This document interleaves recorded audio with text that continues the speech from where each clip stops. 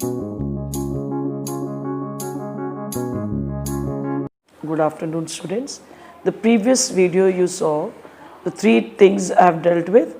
This video will deal with the two topics, the reforms and the achievements. To begin with, the agrarian reforms or reforms in the Indian agriculture were categorized in three sectors like technical reforms, institutional reforms and general reforms.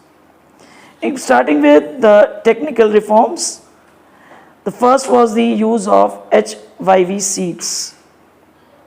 Related with in 1965, the XIV seeds replaced the conventional variety of seeds and the productivity rose and there was a green revolution.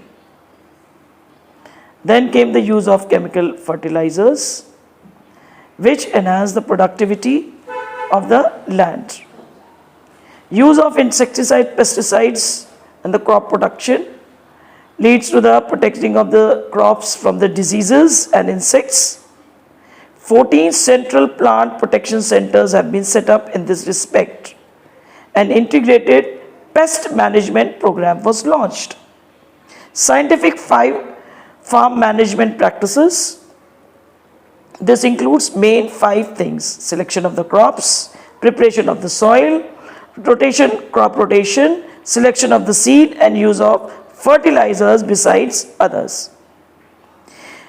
In regards to this, intensive agriculture area program was launched, integrated development program was launched, and lastly 23 agricultural universities were set up in this regards. Mechanized means of agriculture means the farmers were given cheap credit to buy means of cultivation. In this also several measures have been taken up. Like for firstly, the cheap credit facilities were provided to the farmers to buy the farm equipments. Then regional, rural banks and commercial banks were set up. Marginal farmers agency was set up just to give them cheap credit to save them from debt trap. One more thing, Agro Industries Corporation was also set up in this regards.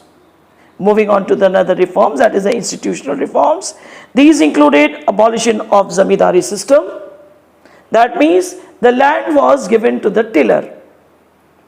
Next came up with the regulation of rent. Exorbitant rent policy was deleted and they had to pay rent equal to the 1/3 value equal to the crop. Consolidated holdings, that the fragmented land holdings were consolidated. Sealing on the land holdings, that according to the family members, the zamindars were given permission to hold the land and rest it was taken away by the government. Then the cooperative farming, that means the farmers were given right to sell the products and bargain cooperatively or to buy the inputs with together in large bulks. Then came up the general reforms, expansion of irrigation facilities. That in 1951, barely 17% of the land was under permanent means of irrigation. Now it is about 45%. Provision of credit. Low rate of interest credit is provided by setting up cooperative credit societies, rural development banks, and first and the most important step towards the credit was in 1982. NABARD was set up. That is National Bank for Agriculture and Rural Development, especially to give loan for the agriculture.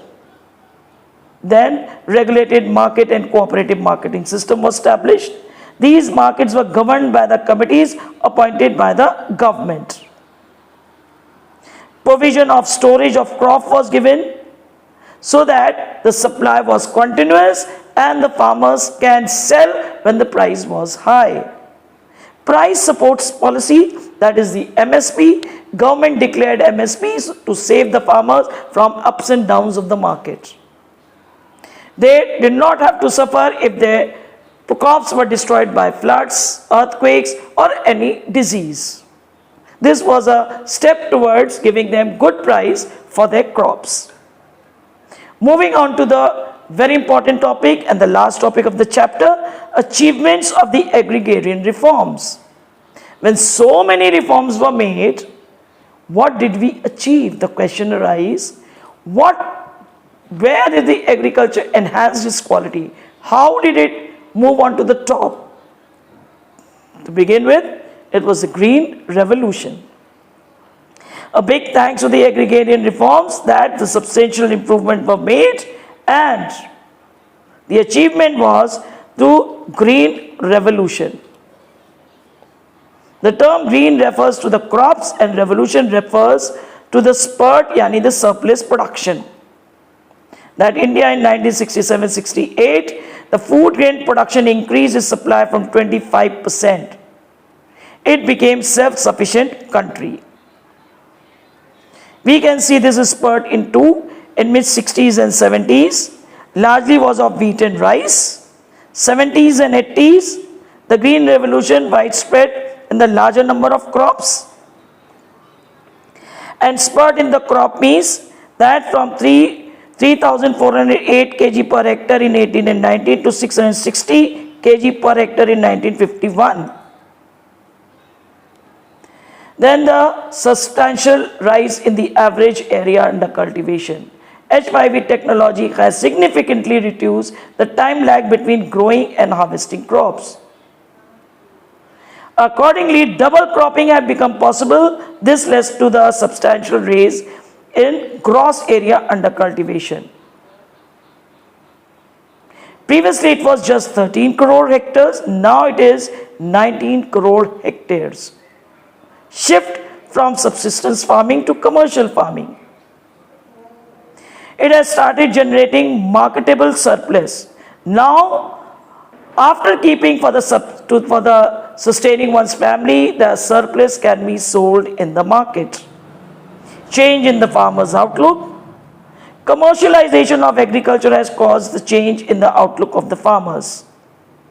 Now, agriculture is not just viewed as subsistence farming, it is also for the commercial purpose, to earn income.